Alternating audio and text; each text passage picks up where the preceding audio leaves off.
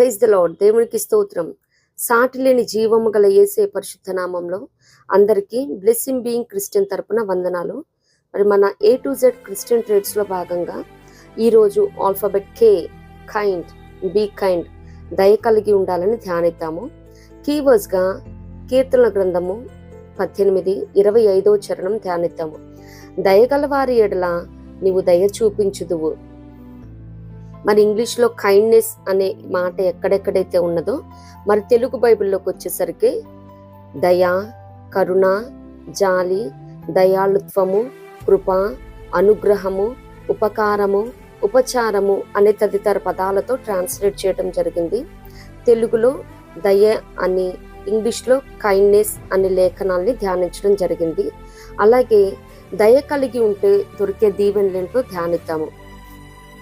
మొట్టమొదటిగా మారు మనసంట దయ ద్వారా. రోమాపత్రిక 2వ అధ్యాయము 4వ వచనం. దేవుని అనుగ్రహము మారు మనసు పొందుటకు నిన్ను ప్రేరేపించుచున్నది ఎరుగక ఆయన అనుగ్రహైశ్వర్యమును, సహనమును, దీర్ఘశాంతమును తృణీకరించుదువా. అంటే దేవుని అనుగ్రహము, అక్కడ కైండ్నెస్ అని యూజ్ చేశారు అనుగ్రహానికి. మారు మనసు పొందుటకు దేవుని దయ, ఆయన దేవుని దయ ద్వారా మాత్రమే ఒక మనిషి మారు మనసు పొందటానికి అవకాశం ఉంటుంది. మనం మారాలన్నా కానీ, ఎదుటి వాళ్ళు మారాలన్నా కానీ మన మాటల ద్వారా మరి మారు మనసు పొందటం అనేది జరగదు. కానీ అది ఆయన దయ చొప్పున జరుగుతుందని లేఖనాలు సెలవిస్తూ ఉన్నది.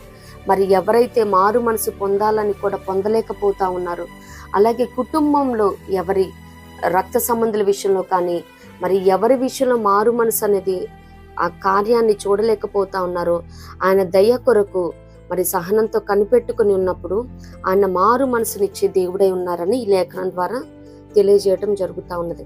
అలాగే రెండోదిగా చూసినట్లయితే రక్షణ, మరి దయ ద్వారా కూడా రక్షణ దొరుకుతుందంట. తీతుకు రాసిన పత్రిక 3వ అధ్యాయము 4-5 వచనాలలో చూసినట్లయితే,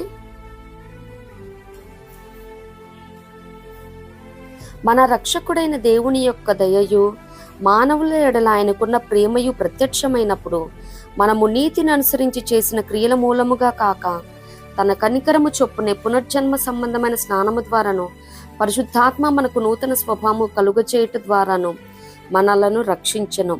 మరి మొట్టమొదటిగా చూసినట్లయితే మన రక్షకుడైన దేవుని యొక్క దయ అంట. మరి నిజమే, ఆయన దయ ద్వారా మాత్రమే మనకి రక్షణ కలుగుతా ఉన్నది. మరొక చోట కృప ద్వారా రక్షించబడ్డామని కూడా లేఖనాలు సెలవిస్తున్నాయి. ఎఫెసీలో చూస్తూ ఉంటాము. మరి ఆయన దయ లేకపోతే, ఆయన కృప లేకపోతే, ఆయన కనికరం లేకపోతే మనకు రక్షణ లేదు. మొట్టమొదటిగా ఒక మనిషి రక్షణ భాగ్యాన్ని కలిగి ఉండాలంటే, రక్షణ అనుభవంలోనికి నడిపించబడాలంటే దేవుని దయ అన్నది అవసరమే ఉన్నది. మరి దేవుడు ఆయన ఎవరిని దయ చూపిస్తాడో వారు మాత్రమే రక్షణలోకి నడిపించబడతా ఉంటారు.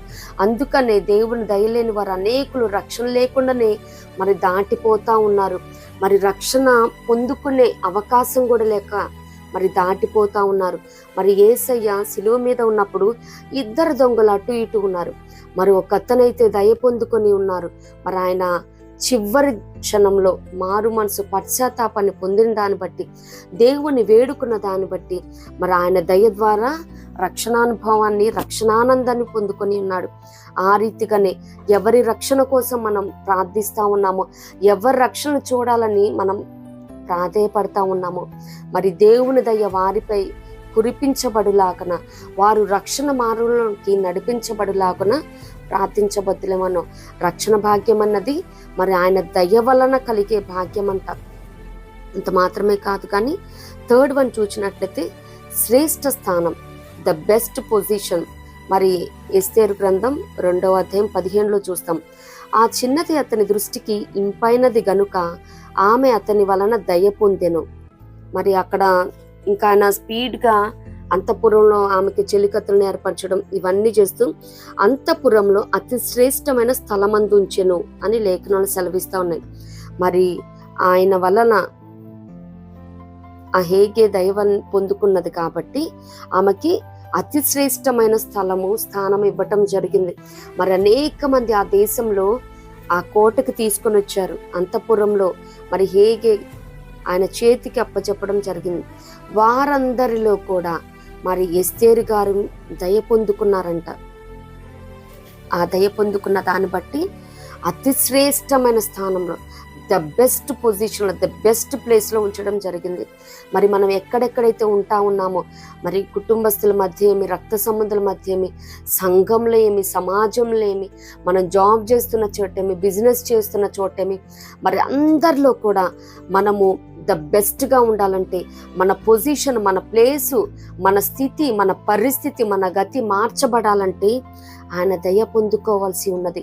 మరి ఒక మనిషి దయ పొందుకుంటేనే ఎస్తేరు గారు మరి అంతఃపురంలో 7 చెలికత్తెల్ని ఇచ్చి మరి అతి శ్రేష్టమైన స్థలమందు ఆ మనిషి ఉంచితే, మరి దేవుని దయ పొందుకుంటే మనం ఇంకెంతటి మంచి ప్రాముఖ్యమైన అతి శ్రేష్టమైన స్థలంలో ఉంచుతాడు దేవుడు మనల్ని. మరి నిత్యముగా ఎవరైతే మరి జాబ్ చేస్తూ ప్రమోషన్ లేక, మరి సరైన శాలరీ సరిపోక, బిజినెస్లో మరి పురోగతి లేక, లాభాలను చూడక, మరి ప్రాక్టీస్లో ఏమి మరి నష్టాలను చవి చూస్తూ ఉన్నారు. మరి ప్రతి ఒక్కరు కూడా దేవా నీ దయ నాకు కావాలి ప్రభా అని దేవుని ప్రాధేయపడినప్పుడు, ఆయన దయ కొరకు మనం కనిపెట్టుకున్నప్పుడు నిత్యముగా దేవుడు అతి శ్రేష్టమైన స్థానంలో ఉంచే దేవుడే ఉన్నాడు. దేవునికి స్తోత్రం.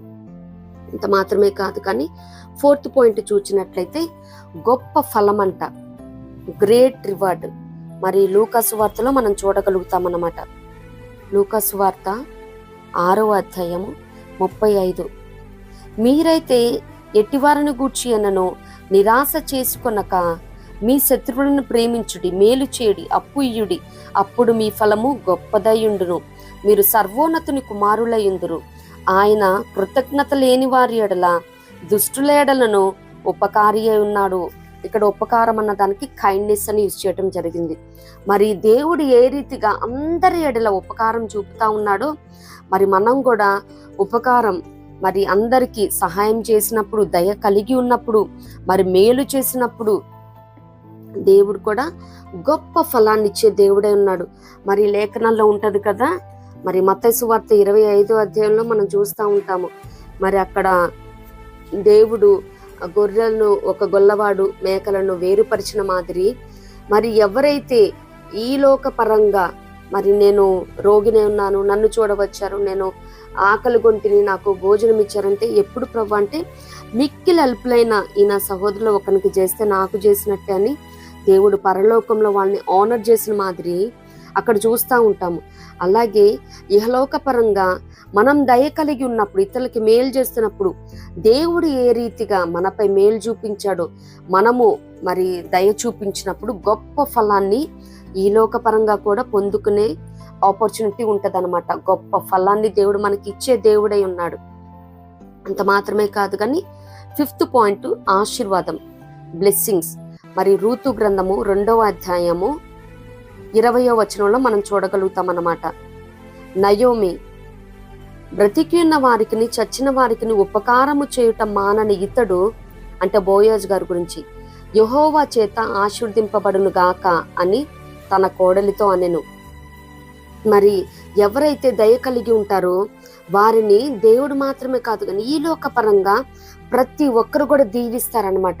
మరి ఎవరన్నా పిడికిలి బిగిస్తే వారిని అందరూ ద్వేషిస్తారు, దూషిస్తారు, శపిస్తారు. ఇంత ఆస్తుంది ఎందుకు, రూపాయి కూడా విదిలించడు, కాకి కూడా భిక్షమయ్యాడు, కాకి కూడా ఒక మెతుకు విదిలించడు, ఈ రీతికి అందరూ శపిస్తూ ఉంటారు. ఏం చేసుకుని ఇన్ని ఆస్తిపాస్తులు, పిల్లలు లేరు, లేకపోతే ఇలా అయిపోతారు, అలా అయిపోతారని దూషిస్తారు, మరి శపిస్తారు. మరి ఇక్కడ నయోమి గారైతే మరి కోడలు వచ్చి ఇలా ఇలా చేశారు నాకు అని చెప్పినప్పుడు బోయజ్ గారిని దీవిస్తా ఉన్నది, యెహోవా చేత ఆశీర్వదింపబడును గాక.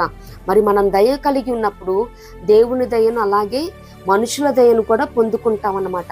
నిత్యముగా ప్రతి క్రిస్టియన్ కూడా దయ కలిగి ఉండాలి, హస్తాలను మరి బలపరుచుకోవాలి, గుప్పిలిని విప్పాలి. మరి ఆయన ఏ రీతిగా గుప్పిలి విప్పి ప్రతి జీవి కోరికను తీరుస్తూ ఉంటాడో, మరి దేవుడు నీకు ఇచ్చిన సమృద్ధిని బట్టి ఆ సంతృప్తిలో నుంచి, ఆ సమృద్ధిలో నుంచి కొంత ఇతరులకి సహాయం చేయబద్దులమైన దయ కలిగి ఉండాలి. ప్రతి క్రిస్టియన్ ఈ క్యారెక్టరిస్టిక్ని మరియు ఈ లక్షణాన్ని ప్రతి ఒక్కరు కలిగి ఉండాలి.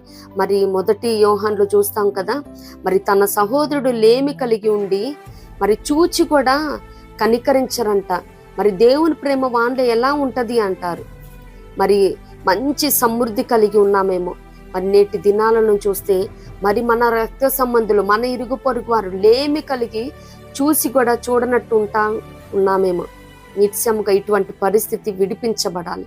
మన హస్తాలను బలపరుచుకోవాలి.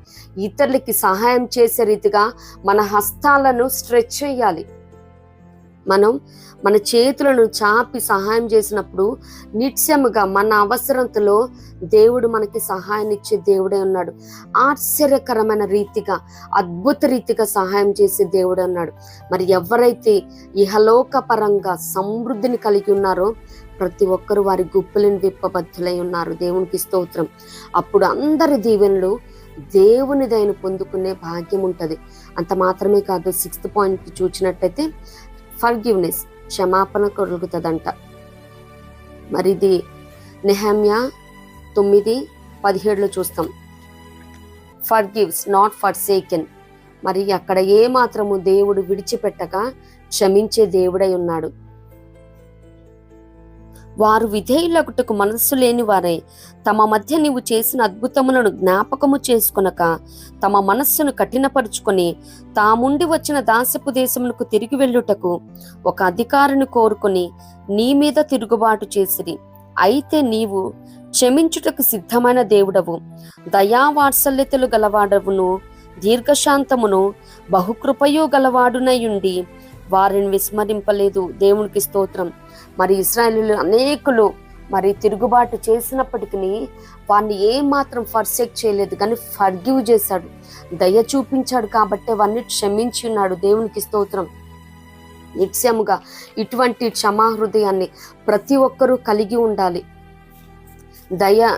దయను కలిగి ఉన్నప్పుడు దేవుడే మనల్ని క్షమిస్తాడు. మనం దయ కలిగి ఉన్నప్పుడు ఏమైనా తిరుగుబాటు ఆయా సందర్భాలలో మరి దేవుని మాటికి లోబడిన సందర్భంలో కూడా ఆయన ఏ మాత్రం విస్మరింపక త్రోసివేక దయ చూపే దేవుడై ఉన్నాడు, క్షమించే దేవుడై ఉన్నాడు. దేవునికి స్తోత్రం.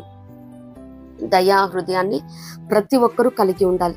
అంత మాత్రమే కాదు, కానీ 7th పాయింట్ చూసినట్లయితే స్వస్థత. అపోస్తుల కార్యములు 28వ అధ్యాయము 1 నుంచి 10 వచనాలు మనం చూసినట్లయితే అక్కడ మరి ఓడ బద్దలైన తర్వాత మిలితే అనే ద్వీపంలోకి చేరతారు కదా. అక్కడ 28:2 చూస్తే అనాగరికులకు ఆ ద్వీపవాసులు మాకు చేసిన ఉపచారం ఇంతంతా కాదు అని అపోస్తలుడైన పౌలు గారు చెప్తా ఉన్నారు.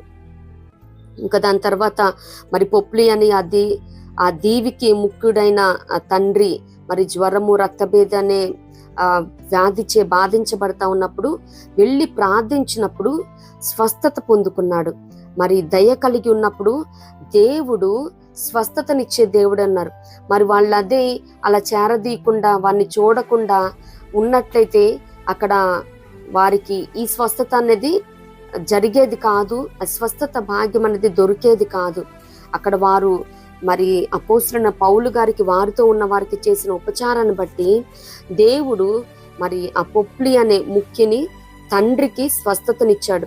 మరి మనం కూడా దయ కలిగి ఉన్నప్పుడు ఇప్పుడు ఎవరైతే స్వస్థతను పొందుకోలేకపోతా ఉన్నారో నిత్యముగా దయాహృదయం దయ కలిగి ఉన్నప్పుడు దేవుడు నిత్యముగా ప్రతి బలహీనతల నుండి, అది ఆత్మీయత ఏమి మరి ఫిజికల్గా ఏమి ఎటువంటి సిక్నెస్ అయినా దేవుడు స్వస్థతనిచ్చే దేవుడే ఉన్నాడు. మరి దయాహృదయులకు దేవుడు ఏ మేలు చేయక మానడు. మరి నిత్యముగా ఎవరైతే స్వస్థత లేక పడి ఉన్నారో దయ కలిగి ఉండుటకు ప్రయత్నించండి. దేవుడు నిత్యముగా స్వస్థతని, ప్రతి సమస్య నుంచి విడుదలను స్వస్థతనిచ్చే దేవుడే ఉన్నాడు. దేవునికి స్తోత్రం. అలాగే వచ్చు తరాలకు మేలు, blessings to new generation and next generation. యెహోషువ 2:12 చూస్తే అక్కడ రాహాబ్ అంటా ఉన్నదనమాట. ఆ స్పైతో అక్కడ ఇద్దరు వేగు చుట్టానికి వచ్చిన వేగుల వారితో అంటా ఉంటది, నేను మీకు ఉపకారము చేసి తిని కనుక మీరును నా తండ్రి ఇంటికి ఉపకారము చేసి నాకు నిజమైన ఆనవాలు ఇచ్చి అని మాట్లాడుతూ ఉన్నారు.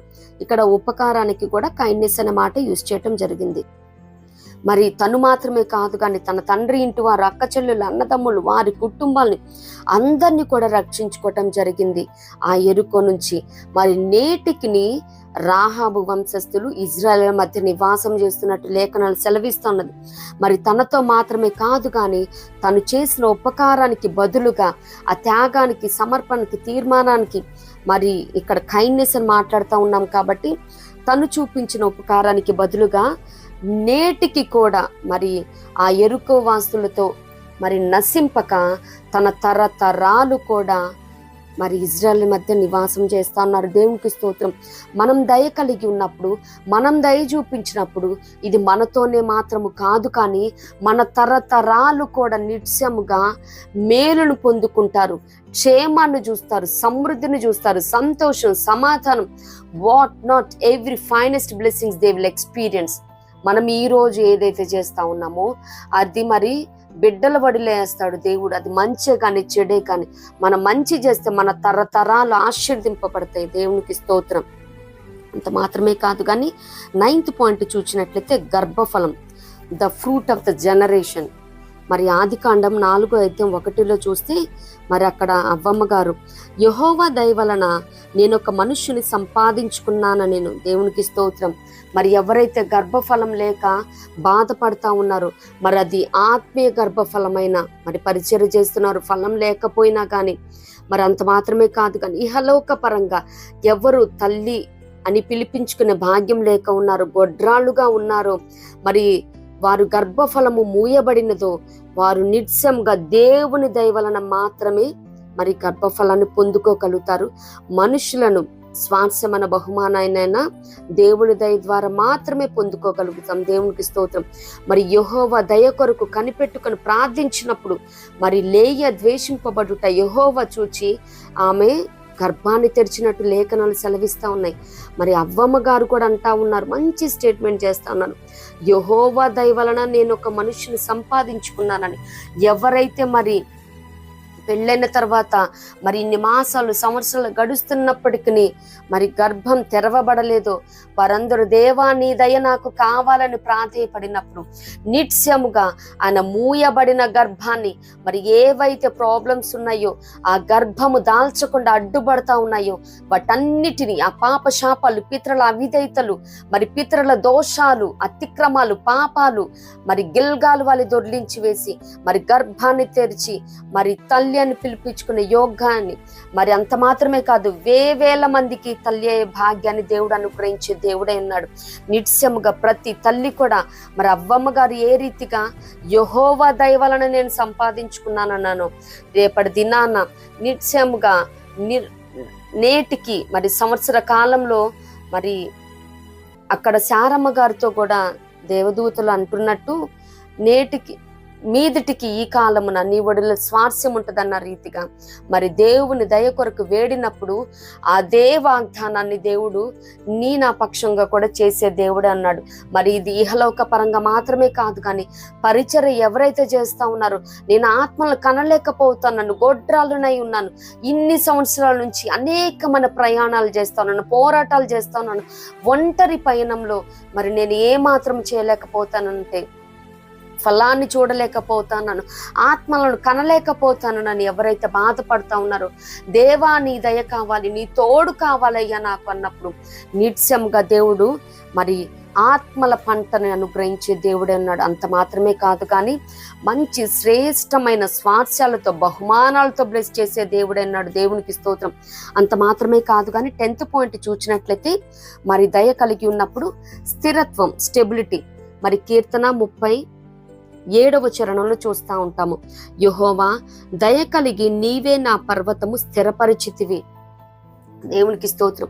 మరి ఎవరైతే స్థిరత్వం లేక మరి ఇటు అటు, ఈ జాబ్ కాదు ఆ జాబ్, ఈ బిజినెస్ కాదు ఆ బిజినెస్, ఈ ప్రాక్టీస్ కాదు మరొక ప్రాక్టీస్, మరి ఈ రీతిగా మారుతూ ఉన్నారు, ఒక స్థిరమైన మనసు కూడా లేక మరి చంచలురై తిరుగుతూ ఉన్నారు, మరి ఎవరైతే కార్యాన్ని స్టార్ట్ చేసి దాన్ని ముగించలేకపోతా ఉన్నారో, ఏ విషయంలో కూడా ఆలోచనలో కానీ తలంపులో కానీ స్థిరమైనది లేక మరి సరైన గమ్యము లేక తిరుగుతూ ఉన్నారు, స్థిరత్వం అనేది లేక ఉన్నారు, వారందరూ దేవుని దయ కొరకు ప్రాధేయపడినప్పుడు ఆయన దయ వలన మాత్రమే స్థిరత్వం ఉంటుంది. ఆయన దయ వలన మాత్రమే స్టెబిలిటీ అన్నది మరి దేవుడిచ్చే దేవుడే ఉన్నాడు. మరి నేటి దినాన ఎవరైతే ఇటువంటి అస్థిరత్వంతో బాధపడతా ఉన్నారో, అయ్యా ఇప్పుడున్న మనసు మరొకసారి ఉండట్లేదు అయ్యా, మరి నేను నీ తట్టే చూడాలి, నీ మార్గంలో నిలవాలనుకుంటున్నాను, మరలా నా బలహీనత వెనుక తీస్తా ఉన్నది, ఈ దుష్టత్వం, ఈ దుష్ట పాపపు ఆలోచనలు నన్ను మరలా వెనక్కి లాగేస్తా ఉన్నాయంటే మరి స్థిరమైన మనసును నూతనంగా పుట్టించే దేవుడే ఉన్నాడు. మరి 51లో కూడా కీర్తనాకారుడు దావీదు గారు అంటారు కదా, 51వ దావీదు కీర్తనలో మరి నూతనముగా పుట్టించమని అక్కడ ప్రాధేయపడతా ఉన్నారు. ఎవరైతే స్థిరమైన మనసు దేవునిలో వస్తూ కూడా మరలా నేను ఆ వ్యసనాలకే బానిసైపోతా ఉన్నాను, మరలా నన్ను వెనక్కి లాగేస్తా ఉన్నది, నేను కంట్రోల్ చేసుకోలేకపోతున్నాను, మరి ఆ ఫోన్ కూడా కాసేపు చూద్దామని తీస్తూ ఉంటారు, వాక్యమే కదా చూద్దామని తీస్తారు, ఈరోజు మరి స్టేటస్ ఏంటి, అప్డేట్స్ ఏంటి అని చూద్దామని తీస్తారు, మరలా గంటలు ఇదే వ్యసనం అయిపోతూ ఉంటుంది.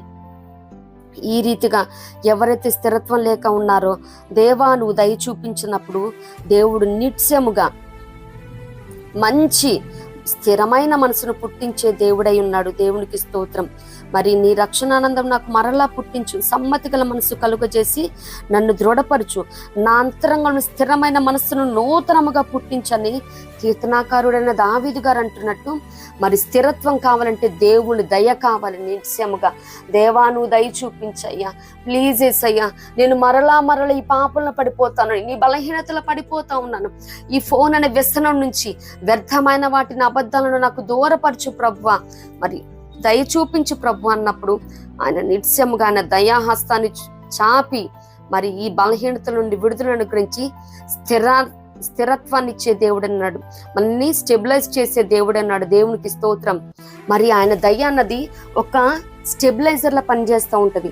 ఇప్పుడు మనం ఏవేవైతే ఎలక్ట్రికల్ ఐటమ్స్ యూజ్ చేస్తూ ఉంటామో, ఫ్రిడ్జ్లు కానీ ఏసీలు కానీ, మరి ఈ రీతిగా యూజ్ చేస్తున్నప్పుడు కంపల్సరీ స్టెబిలైజర్స్ యూజ్ చేస్తాను. మరి పవర్ ఫ్లక్చువేషన్స్ ఉన్నప్పటికీ మరి ఆ స్టెబిలైజర్ ఏదైతే ఉందో అది డ్రిప్ అవ్వకుండా మరి స్టెబుల్గా ఉంచేటట్టు చేస్తుంది స్టెబిలైజర్. మరి ఆయన దయ అన్నది కూడా మన బలహీన క్షణంలో కూడా మనము జారిపోకుండా, దిగజారిపోకుండా మరి మనం స్థిరంగా నిలిపేటట్లు ఆయన దయ మాత్రమే చేస్తుంది. దేవునికి స్తోత్రం. ఆయన దయ అన్నది స్టెబిలైజర్ని ప్రతి ఒక్కరు కలిగి ఉన్నప్పుడు మనం ఏ విషయంలో కూడా జారిపోము, దిగజారిపోము, స్థిరత్వం కలిగి ఉంటాము. అది ఎటువంటి పరిస్థితి అయినప్పటికీ స్థిరత్వం కలిగి ఉంటాం. కాబట్టి మరి బండ మీద కట్టబడిన వారము, ఎటువంటి మరి గాలి వాన ఏ వచ్చినా కానీ మనము పడిపోము, ఇసుక మీద లేము. మనం దేవుని దయాన్ని, స్టెబిలైజర్ని కలిగి ఉన్నాం. క్రీస్తు అనే బండ మీద మన పాదాలు మోపబడి ఉన్నాయి కాబట్టి ఎటువంటి శ్రమ శోధనైనా కానీ, మరి రోమలో చెప్పబడినట్టు శ్రమైన, కరువైన, ఖడ్గమైన, వస్త్రహీనతైన క్రీస్తు ప్రేమ నుండి ఏది ఎడబాపదన్నట్టు మరి స్థిరత్వం కలిగి ఉండాలంటే ఆయన దయ కలిగి ఉండాలి. మనం దయ కలిగి ఉన్నప్పుడు మనకి స్థిరత్వాన్ని ఇచ్చే దేవుడే అన్నాడు. దేవునికి స్తోత్రం. అంత మాత్రమే కాదు కానీ 11th పాయింట్ చూసినట్లయితే మరి మన సంతతిపై దీవెన, మరి blessings upon our next generation. మరి ఇది చూసినట్లయితే కీర్తన 37:26 చరణం, దినమెల్ల వారు దయాళురై అప్పు ఇచ్చుచుందురు, వారు సంతానపు వారు ఆశీర్వదింపబడుదురు. మరి ఇందా చెప్పుకున్నట్టు మరి మనం చేసేది మన బిడ్డల మీదకి వస్తుంది అనమాట. అది మంచి అయితే నిత్యముగా ఆశీర్వదింపబడతారు. మరి నేటి దినాలలో అనేక మంది ఆశీర్వదింపబడతా ఉన్నారంటే వారి పితరులు చేసిన మరి దయ అయి ఉండొచ్చు.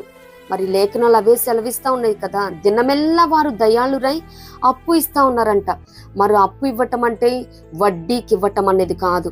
మరి ఎవరన్నా వడ్డీకి ఇస్తా ఉన్నారేమో, నీతిమంతుడు నష్టం కలిగిన మాట తప్పుడు, తన ద్రవ్యము వడ్డీకియడు. వడ్డీ ఇస్తున్నారంటూ వారు దేవుని బిడ్డలు కాదు. ఎవరైనా కానీ, రక్త సంబంధులకే కానీ, తెలిసిన వారికే కానీ ఇలా వడ్డీ వ్యాపారం చేస్తూ ఉంటే దేవుడు మాట్లాడుతూ ఉన్నాడు, నీకు చేతనైతే అప్పు మాత్రమే ఇవ్వబద్ధులమై ఉన్నాం.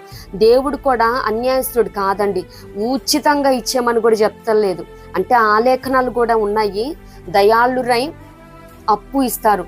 మీరు నిత్యముగా మీరు దేవుని బిడ్డలైతే దేవుని దయ మీపై కలగాలంటే, మీ సంతతి వారు ఆశీర్వదింపబడాలంటే అప్పు మాత్రమే ఇవ్వబద్దులై ఉన్నారు, కానీ వడ్డీకి అస్సలు ఇవ్వకూడదు. వారు దేవుని బిడ్డలు కాదు, దేవుని ప్రేమ వారిలో ఉండదు. ఒక క్రిస్టియన్ అన్న వాళ్ళు ఎవరైనా వడ్డీ వ్యాపారం చేస్తూ ఉంటే దేవుడు నిత్యముగా పరిశుద్ధాత్మ దేవుడు మాట్లాడుతూ ఉన్నాడు. ఆ వడ్డీ వ్యాపారం చేసేవారు మీరు మాత్రమే కాదు, కానీ మీ బిడ్డలకు కూడా ఇది క్షేమము కాదు.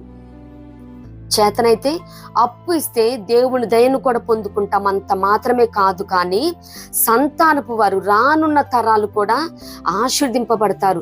మరి నేటి దినాలలో అనేక మంది ఆశీర్దింపబడతా ఉంటారని వారి పితరులు చేసిన మరి ఇటువంటి మేలులు, మంచి మేలులు కార్యాలు చేశారు కాబట్టి అవన్నీ ఎంతమంది వారిని ఆశీర్వదించి ఉన్నారు.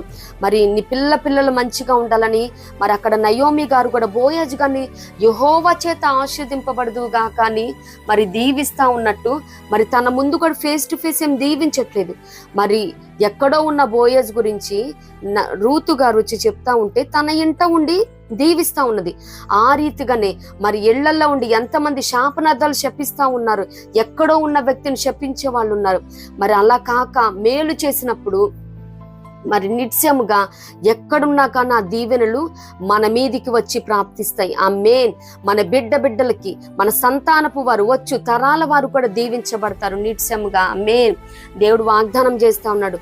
మరి వారు దయాళురై దినమెల్ల ఇస్తా ఉన్నారంట. చూడండి మరి దినానికి ఎంతమంది వస్తా ఉన్నారు, మరి వాళ్ళందరికి అప్పిస్తా ఉన్నారంట. అప్పు ఇచ్చినప్పుడు ఏంటంటే మరి సంతతి వారు దీవించబడతారు. ఈ మేలు, ఈ ఆశీర్వాదం మనతో మాత్రమే కాదు, కానీ మన బిడ్డ తరాలు వారి తాతలు ఇట్లా చేశారు, వారి చేతికి ఎముకలేదు, మరి వాళ్ళమ్మ వచ్చిన వాళ్ళందరికీ పెట్టేదండి, మరి వాళ్ళు ఇలా ఇచ్చేవాళ్ళండి, అందుకని ఈ బిడ్డలు ఇంతలా ఆశీర్దింపబడుతున్నారు అని ఈ రీతిగా మరి మాట సహాయం చేసే వాళ్ళు కూడా ఉంటారు. ఈ రీతిగా చేసినప్పుడు ఆ మేలు అన్నది, మరి ఆశీర్వాదం అన్నది మనం మాత్రమే కాదు, కానీ మన సంతానపు వారు కూడా స్వతంత్రించుకునే రీతిగా ఆశీర్వాదాన్ని అనుభవించే వారిగా ఉంటారు. దేవునికి స్తోత్రం. అంత మాత్రమే కాదు, కానీ హెచ్చింపు, ఎగ్జాల్టేషన్. మరి కీర్తన 89:17 చరణంలో చూచినట్లయితే, నీ దయ నుండి మా కొమ్ము హెచ్చింపబడుచున్నది.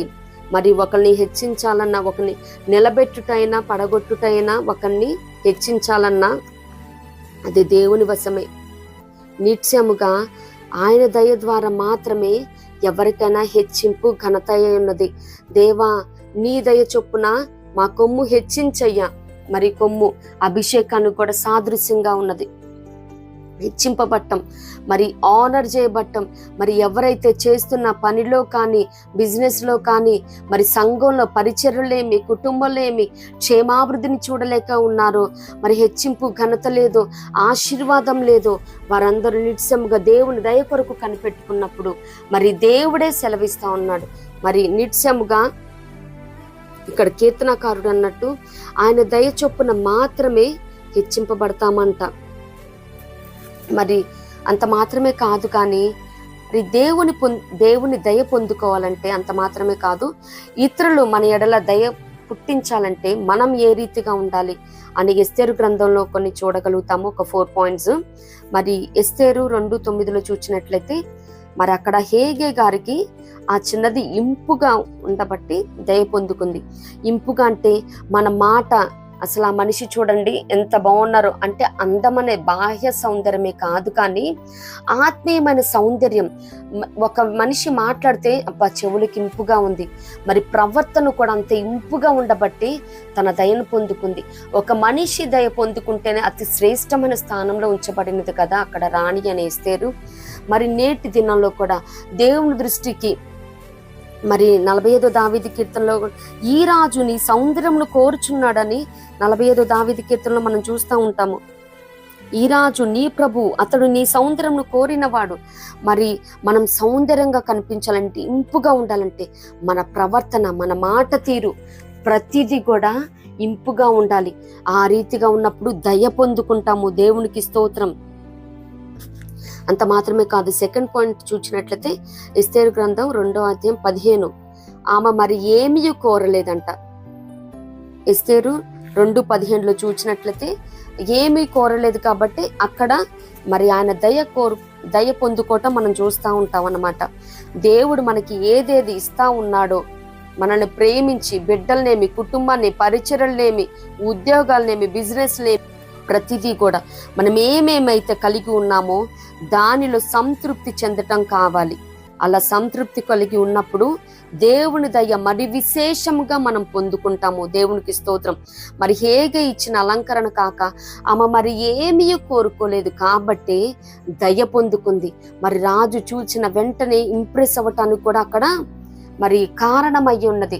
మరి మనం కూడా అది లేదే ఇది లేదని లేని దానికోసం మరి దేవుని బ్లేమ్ చేయక, దూషించక, మరి సనుగు కొనుక, గనుక్కనుక. ఎందుకంటే మరి కొరింథియన్స్ 10th chapter మనం చూస్తూ ఉంటాము, శనికి సంహారకుని చేతిలో వారు సంహరించబడ్డారు. అనేకులు దేవునికి ఇష్టలుగా ఉండలేకపోయారు. మరి శనికితే దేవునికి అస్సలు నచ్చదు. మనం ఏ పరిస్థితిలో ఉన్నాం, అయ్యా నేనేమై ఉన్నామో అది దేవుని నీ కృపే ప్రభు అని దేవుని మనం స్తుతించినప్పుడు, మనం సాటిస్ఫాక్టరీగా ఫీల్ అయినప్పుడు, కంటెంట్మెంట్ అన్నది మనం కలిగి ఉన్నప్పుడు, ఆ సంతృప్తి అన్నది కలిగినప్పుడు, అయ్యా నిన్నుగాక నేను మరి ఏమి కోరుకోనయ్యా, నువ్వు ఉన్నావు చాలు ప్రభు, యెహోవా నా కాపరి, నాకు లేమి కలుగుదంటా ఉన్నాడు కీర్తనకారుడైన దావీదు. ఐ ల్యాక్ నథింగ్, నాకు ఇంకా ఏమీ అవసరం లేదు, ఏమి కొదువ ఉండదు, ఆయన నా కాపరిగా ఉన్నాడు. He is everything for me. మరి ఒక గొర్రె ఆయన కాపరి కాబట్టి ఆ కాపరికి ఉన్న లక్షణాలు ఆయన తెలుసు కాబట్టి దేవుడిని ఆయన కాపరితో పోల్చుకుంటా ఉన్నాడు. ఇంకా నాకేం అవసరం లేదు ప్రభా అని. మరి మంచి పచ్చిక బయల దగ్గర తీసుకెళ్తాడు, మంచి జలమున్న దాని దగ్గర, సమృద్ధి జలం దగ్గర తీసుకెళ్తాడు, మరి గాయాల్ని కడతాడు. ఆ రీతిగానే మనం కూడా అయ్యా నువ్వు నాకున్నావయ్యా, నా ప్రతి పరిస్థితికి చాలిన దేవుడు అయ్యా, నువ్వు నా బలహీనతలో యెహోవా రాఫాగా ఉన్నావు ప్రభా. మరి నేను కృంగిన వేళ నిస్సివ ధ్వజమై ఎత్తి పట్టే దేవుడే ఉన్నావు. అన్యుల మధ్య, అనేకుల మధ్య, ఆత్మీయుల మధ్య, మరి నన్ను అయిన వారి మధ్య కూడా ధ్వజమై నన్ను, నా కుటుంబాన్ని, నా పరిచయను ఎత్తిపట్టే దేవుడవు ప్రభా. నువ్వు నాకున్నావు చాలు ప్రభా. యెహోవా ఈరే, యెహోవా జైరా, రైట్ టైంలో నాకు ఏది కావాలో నువ్వు నాకు ప్రొవైడ్ చేసే దేవుడే ఉన్నావయ్యా. నాకు నువ్వు ఉన్నావు చాలు ప్రభా, నాకు మరి ఏం అవసరం లేదు ప్రభా. మరి ఆయన రైట్ టైంలో ప్రొవైడ్ చేసే దేవుడే ఉన్నాడు. దేవునికి స్తోత్రం. మరి అక్కడ కట్టెలు పేర్చాడు, బంధించాడు ఇస్సాక్ గారిని. మరి కత్తి ఒక్క వేటు వెయ్యటమే. ఆ టైంలో దేవుడు దూతనంపించి మరి అక్కడ పొట్టేల్ని చూపించి దాన్ని వధించమని చెప్పాడు. ఆ రీతిగానే మరి ఇప్పటి వరకు కార్యాలను చూడలేకపోతా ఉన్నామంటే God is always on time. And perfect టైంలో ఆయన ప్లాన్స్ ఉంటాయి. ఆయన పర్ఫెక్ట్ టైంలో ఆయన కార్యం చేసే దేవుడై ఉన్నాడు. ముందుగానే ఇచ్చేస్తే దాని విలువ తెలీదు. అలానే లేటుగా ఇస్తే ఇంకా మనం నీరసిల్లిపోయి మరి ఈ విశ్వాసంలో జారిపోతాము. అవిశ్వాసం మనలో ఎక్కువైపోతుంది. అందుకనే దేవుడు ఏం చేస్తాడంటే పర్ఫెక్ట్ టైంలో మనకి ఇస్తాడనమాట. మరి ఓటు హక్కుకి సర్టన్ టైం ఉన్నది, వివాహానికి సర్టన్ టైం ఉన్నది. ఆ రీతిగానే ఏ వయసులో లైసెన్స్ ఇవ్వాలో, మరి వెహికల్స్ డ్రైవ్ చేయటానికి కానీ దానికి there is a perfect time and particular time. ఆయా సమయాలలో గవర్నమెంట్ ఏ రీతిగా ఉన్నదో ఆ రీతిగానే దేవుడు అంతకంటే ఉత్తమమైనది, శ్రేష్టమైన దాన్ని పర్ఫెక్ట్ టైంలో ఇస్తాడు. కాబట్టి అయ్యా నువ్వు నాకున్నావు ప్రభా. మన లేమిలో కూడా మరి ఏమి కోరుకోకుండా ఉన్నప్పుడు నిత్యంగా దేవుడు సమస్తాన్ని అనుగ్రహించే దేవుడు, సమృద్ధి జీవము, సమృద్ధి ఆశీర్వాదం ఇచ్చే దేవుడే అన్నాడు. దేవునికి స్తోత్రం.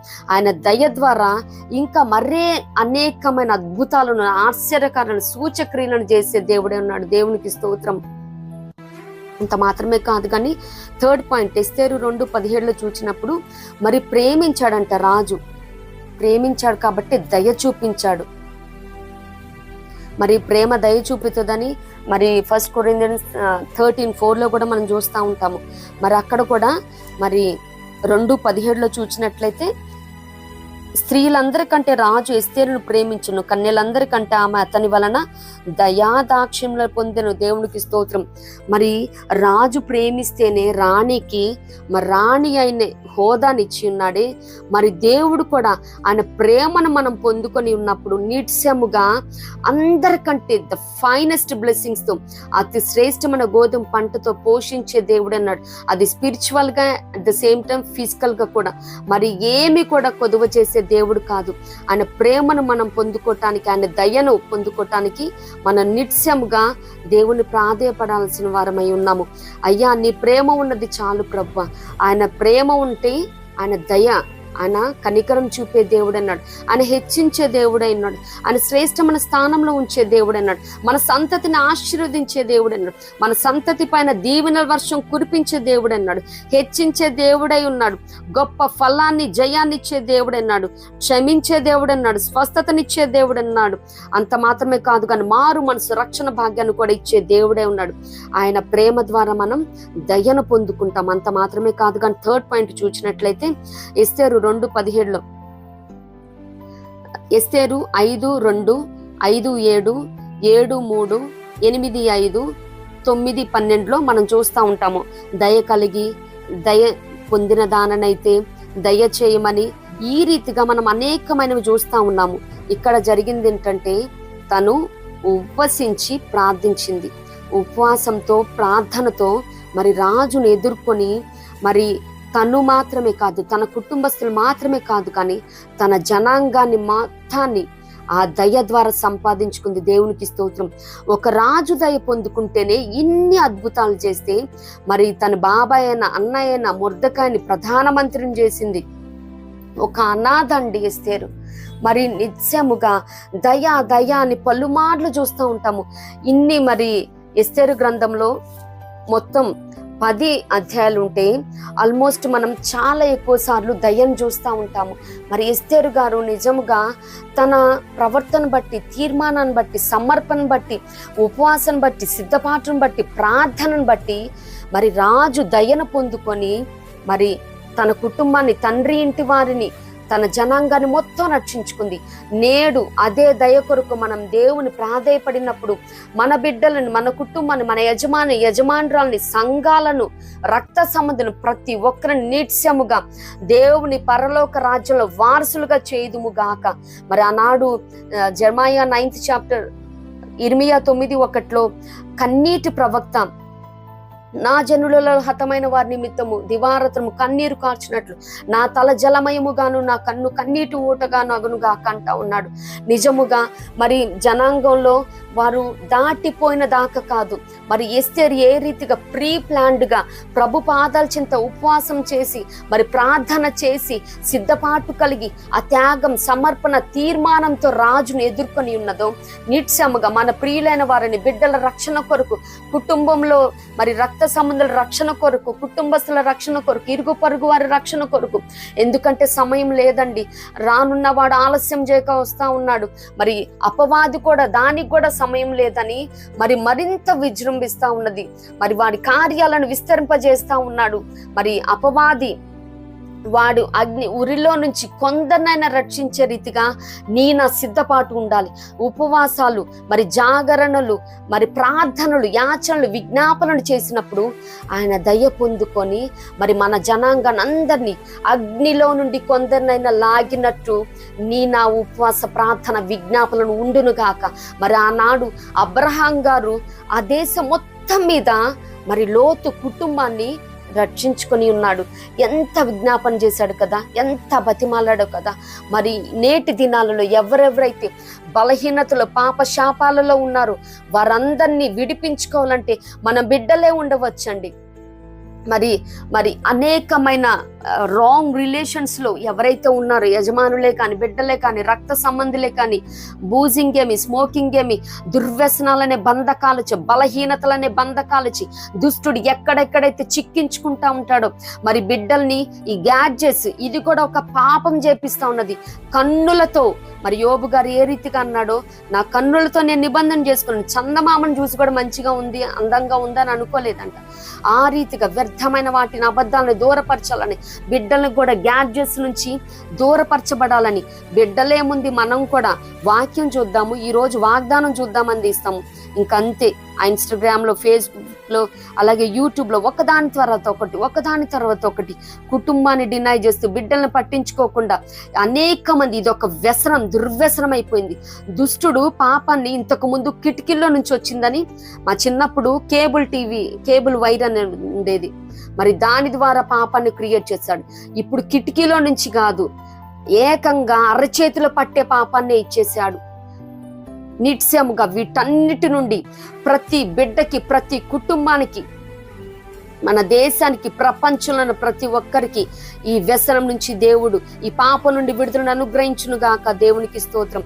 ఆ రీతిగా మరి ఎస్తేరు ఏ రీతిగా తన తండ్రి ఇంటి వారిని రక్షించుకోవటం మాత్రమే కాదు కానీ, తన జనాంగాన్ని రక్షించుకోవటం మాత్రమే కాదు కానీ, ఏ రోజైతే మరి హామాను మరి అందరిని వధించాలని ప్లాన్ చేసి ఉన్నాడో, మరి ఆ రోజు చూసినట్లయితే, మరియు యూదులకు క్షేమమును, ఆనందమును, సంతుష్టియు, ఘనతయు కలిగెను. దేవునికి స్తోత్రం. ఒక్క అనాథ అండి, నిజంగా ఎంత మిరాకిల్ కదా. నిజంగా తను తీసుకున్న ఒక బోల్డ్ స్టెప్ను బట్టి, తను చేసిన ఉపవాసం, ప్రార్థన, సిద్ధపాటు, త్యాగం, నేను నశించదనన్నది. నిత్యముగా ఇటువంటి త్యాగము ఉన్నప్పుడు, తీర్మానం, తెగింపు ఉన్నప్పుడు, మరి దేవుని కార్యాల కొరకు మనం సిద్ధపాటు కలిగి ఒక స్టెప్ వేస్తే దేవుడిని నడిపించే దేవుడు అన్నాడు. అనాథ తను ఎంత ఒక కోవడ్లా, ఒక టిమిడ్గా, ఒక బలహీనమైన పిరికి అమ్మాయిలా పెరిగి ఉండవచ్చు.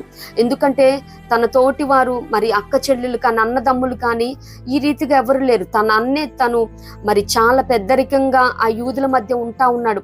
ఈ ఒక్క అమ్మాయి దేవుని భయంలో పెరుగుతా ఉన్నది. లోక జ్ఞానం కూడా తెలియక ఉండవచ్చు, మోస్ట్ ప్రాబబ్లీ. ఎందుకంటే తను ఉన్న ఇంటి వాతావరణం, తన పరిసరాలను బట్టి మనం చూస్తే, ఆలోచిస్తే, ఆ రీతిగా ఒక అనాథ, ఒక అల్పురాలైన అమ్మాయి ద్వారా దేవుడు ఎంత మిరాకిల్ చేశాడు. మరి ఆ దేశం మొత్తంలో తన జనాంగాన్ని రక్షించుకోవటం మాత్రమే కాదు కానీ, 127 సంస్థానాలకి రాణి మాత్రమే కాదు కానీ, నేను రాణిని, నాకేం తక్కువ కాదు, మహా అయితే నా తండ్రి ఇంటి, మరి రాహబ్ అన్నట్టు నా తండ్రి ఇంటి వారు, అక్క చెల్లిన అన్నదమ్ములు మాత్రమే కాదు కానీ, స్వార్థంగా కూడా ఆలోచించలేదు, తన జనాంగాన్ని రక్షించుకున్నది. మనం కూడా మరి 1 తిమోతి 2:1 ఉన్న రీతిగా ప్రజలందరి రక్షణ కోసం మనం ప్రార్థించబద్దులమే ఉన్నాం. దేవునికి స్తోత్రం. మరి దినాలు బహుభయంకరమైన దినాలు చూస్తా ఉన్నాము.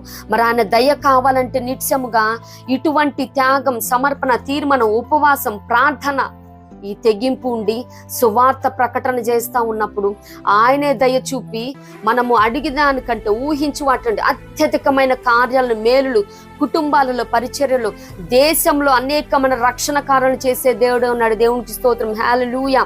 నిత్యముగా మరి ఎస్తేరు గారు తను ఇంపుగా ఉన్నది, మరి ఏమీ కోరుకోలేదు, మరి రాజు చేత ప్రేమించబడినది. అలాగే ఉపవాసం, ప్రార్థనతో రాజును ఎదుర్కొన్నప్పుడు అనేకమైన కార్యాలు, తన జనాంగాన్ని రక్షించుకుంది. అలాగే సంతుష్టి, ఆనందం, మరి అక్కడ మనం చూస్తా ఉన్నాం. ఘనతను కూడా యూదులందరికీ కలగటం మనం చూస్తా ఉన్నాం. మరి నేటికి కూడా పురీము అనే పండగ చేస్తూ ఉంటారు. మరి ఇజ్రాయేలులందరూ ఆనాడు జరిగిన ఆ ఉగ్రత నుండి, మరి ఆ కీడు, హానిని తప్పించి దేవుడు మాకు జయాన్ని ఇచ్చి ఉన్నాడని ఆ పురీం అనే పండుగను కూడా ఆచరించడం జరుగుతూ ఉన్నది. దేవునికి స్తోత్రం. మరి ఇవన్నీ కూడా ఈ సంగతులు ఈలాగు ఎస్తేరు యొక్క ఆజ్ఞ చేత ఈ పురీము యొక్క సంగతులు స్థిరమై గ్రంథములో వ్రాయబడెను. 9:32 ఎస్తేరు గ్రంథాలు మనం చూస్తూ ఉంటాం. మరి చూసారా, ఇవన్నీ మరి మనం చదువుకోవాలని, వచ్చే జనరేషన్ మరి ఇంత గొప్ప అపాయం నుండి దేవుడు రక్షించాడు అని తెలుసుకోవాలని కూడా అవి స్థిరమై ఉండాలని గ్రంథంలో వ్రాయించిందంట. దేవునికి స్తోత్రం. ఎంత మంచి మనసు కదండి నిజంగా ఎస్తేరు గారిది. ప్రభు చిత్తమైతే ఎస్తేరు గారి గురించి మరి విశదంగా మనం ధ్యానిద్దాము. అంత మాత్రమే కాదు, ప్రతి క్రిస్టియన్ కూడా ఈ దయ అనే సులక్షణాన్ని కలిగి ఉండాలండి. మరి అంత మాత్రమే కాదు కానీ, మన లూకా సువార్త 10:30 చూసినట్లయితే అక్కడ మరి ఒక వ్యక్తి అక్కడ యెరూషలేము నుండి ఎరికోకు దిగిపోవటం చూస్తామన్నమాట. దొంగల చేతిలో చిక్కుతాడు. దాని తర్వాత దొంగలు అతన్ని హర్ట్ చేసి గాయపరిచి వస్త్రాన్ని దోచుకొని వెళ్ళిపోతారు. మరి కొన ఊపిరితో ఉన్న ఆ మనిషిని ఫస్ట్ ఆఫ్ ఆల్ ఎవరు చూశారండి? యాజకుడు చూశాడు. ఇక్కడ యాజకుడిని ఒక సేవకుడితో, దైవజనులతో మనం కంపేర్ చేసుకోవచ్చు. యాజకుడు చూసి మరి 10:30 నుంచి మనం చూస్తాం, అక్కడ వెళ్ళిపోయాడు. అందుకు యేసు ఇట్లా, నేను ఒక మనుష్యుడు, మరి లూకాసు వార్త 10:30 నుంచి చదువుతున్నాం. అందుకు యేసు ఇట్లా, నేను ఒక మనుష్యుడు యెరూషలేము నుండి యెరికో పట్టణమునకు దిగి వెళ్ళుచు దొంగల చేతిలో చిక్కెను. మరి ఇది కూడా పెద్ద కాన్సెప్ట్. యెరూషలేం అంటే ఆయన సన్నిధి నుండి, మరి యెరికో అంటే శాపగ్రస్తమని దీనికి దిగి వచ్చాడు కాబట్టి, మరి ఎప్పుడైతే ఆయన సన్నిధికి దూరం అవుతామో దొంగల చేతికి అంటే అపవాది చేతికి చిక్కుతాం. ఇది తర్వాత ధ్యానిద్దాము. వారు అతని బట్టలు దోచుకొని అతని కొట్టి కొన్న ప్రాణముతో విడిచిపోయారు. అప్పుడొక యాజకుడు ఆ త్రోవను వెళ్ళుట తటస్థించెను. అతడు అతనిని చూచి ప్రక్కగా పోయెను. మరి అక్కడ యాజకుడు, మరి Christian, not only believer, but యాజకుడు అంటే మరి పరిశుద్ధ స్థలంలో పనిచేస్తారంటే, ఇక్కడ మన రోజుల్లో చూస్తే ఒక పాస్టర్ గారు, ఒక దైవజనుడు, ఒక దేవుని పరిచర్య పని చేస్తున్నవారు ఎవరైనా కానీ చూసి కూడా వెళ్ళిపోయారు. తర్వాత అలాగునని లేవీయుడు ఒకడు ఆ చోటికి వచ్చి చూచి ప్రక్కగా పోయాను. అంటే ఒక బిలీవర్ అని, ఒక క్రిస్టియన్ కానీ అనుకోవచ్చు లేవీలు. మరి చూసారా, క్రిస్టియను ఇటువంటి లక్షణాన్ని కలిగి ఉండకూడదు. ప్రక్కగా వెళ్ళిపోయారు. చూచి చూడనట్టు, పట్టి పట్టనట్టు ఏ ఒక్క క్రిస్టియన్ ఉండకూడదండి. నీ కళ్ళ ముందు ఏదైనా పరిస్థితి నెగిటివ్ గా కనిపిస్తూ ఉంటే then and then you have to stop there. నువ్వు అక్కడ నిలిచి నీకెంత సాధ్యమవుతుందో ఎంత చేయగలుగుతావు. ఎందుకంటే ఆ క్షణంలో కొన ఊపిరితో ఉన్నది. మరి నేటి దినాలలో వెళ్తూ ఉంటాము, మరి యాక్సిడెంట్ అయ్యి అనేక మంది పడి అమ్మో ఆపితే అనవసరమైన కేసులో ఇరుక్కుంటాం, మనకెందుకులే. ఇప్పుడు ఫోన్ ఏమైనా చేసామనుకో, వాళ్ళు ఇంకా నాకు చేస్తూ ఉంటారు, వాళ్ళ రక్త సంబంధాలని ఎట్లా ఉంది ఏంటి అని ఎంక్వైరీ చేస్తూ ఉంటారు. పోలీసులు చుట్టూ తిరగాలి, కోర్టులు చుట్టూ తిరగాలి, కేసులు అవుతాయి అని ఏ మాత్రం అనుకోకూడదు. దయ కలిగి ఉండాలి ప్రతి క్రిస్టియన్. ఒక మంచి పని చేస్తూ ఉంటే, మరి లేఖనాల్లో ఉంది కదా, మంచి విషయంలో ఆసక్తి గల వారైతే మీకు హాని చేయువాడెవడు అని. నిత్యముగా ప్రతి క్రిస్టియన్ కూడా నీ ముందు ఏదన్నా ఆపదలో ఉన్నవాడిని నువ్వు చూస్తూ ఉంటే, నాట్ ఓన్లీ యాక్సిడెంట్స్, బట్ అక్కడ మనం సహాయం చేయటానికి దేవుడు ఒక ఆపర్చునిటీ మన కళ్ళ ముందు ఇస్తే, మరి ఇక్కడ యాజకుడు వెళ్ళినట్టు, లేవీయుడు వెళ్ళినట్టు ఏ మాత్రం నాది కాదు, నా వాళ్ళు కాదు, నాకు పట్టని సంగతి అని వెళ్ళిపోకూడదు. ఇక్కడ లేఖనాలు సెలవిస్తా ఉన్నది. నిత్యముగా ప్రతి క్రిస్టియన్ దయా హృదయలే ఉండాలి. దయాని సులక్షణాన్ని ధరించుకోవాలి. దయాని సులక్షణాన్ని ప్రతి క్రిస్టియన్ కలిగి ఉండాలి. నిత్యముగా దేవునికి స్తోత్రం. దయ కలిగి ఉన్నప్పుడు మరి మన కీవర్డ్స్ ఉంది కదా, దయగల వారి ఎడల ఆయన దయ చూపిస్తాడంట. మరి పాట కూడా ఉంది కదా, కఠినుల ఎడల ఆయన వికటం చూపిస్తాడు. మరి దయ చూపిస్తే మరి మనం అనేకమని చూసాము. మన సంతతి మీద దీవెనల వర్షం కురిపిస్తాడు. మన సంతతి వారు మేలును చూస్తారు. మరి దయగలవాడు వానికే మేలు చేసుకొని ఉన్నది. మరి పితరులు మరి ఎవరైతే మేలులు చేసి ఉన్నారో, దయగలిగి ఉన్నారో, మరి నేటి దినాలలో మనము ఆ బ్లెస్సింగ్స్ అన్ని ఎంజాయ్ చేస్తా ఉన్నాము. మరి మన సంతతి వారి కొద్దా, మన బిడ్డలకి వచ్చు తరాలు కొద్దా నిత్యముగా ప్రతి ఒక్కరు కూడా అక్కడ యాజకుడు లేవీయుడు వెళ్ళిపోయినట్టు పక్కగా వెళ్ళటం కాదు, కానీ అక్కడ సమరయుడు ఏ రీతిగా అయితే అక్కడ పరిచారం చేసి, మరి తర్వాత లేఖనాలు సెలవిస్తా ఉన్నాయి కదా, ప్రభు చిత్తం అయితే మరి ఈ స్టోరీని కూడా మనం ధ్యానిద్దాము. మరి ఏ క్రిస్టియన్ కూడా ప్రక్కగా వెళ్ళిపోకూడదు. అపాయంలో ఉన్నవారు, అవసరతలో ఉన్న వారికి మనకు చేతనంత సహాయం మన చేయబద్ధులో ఉన్నాం. దేవునికి స్తోత్రం. అంత మాత్రమే కాదు, కానీ మరి 38 లాంగ్ ఇయర్స్ పడి ఉన్న వ్యాధి గలవాడు, మరి యోహాను సువార్త 5వ అధ్యాయంలో మనం చూస్తూ ఉంటాము, 2వ వచనం నుంచి 10వ వచనం దాకా. మరి 38 లాంగ్ ఇయర్స్ అక్కడ ఉన్నారు కదా. మరి అక్కడ లేఖనాలు సెలవిస్తా ఉన్నది, అక్కడ ఆయా సమలయందు దేవదూత కోనేటిలో దిగి నీళ్లు కదిలించుట కలదు.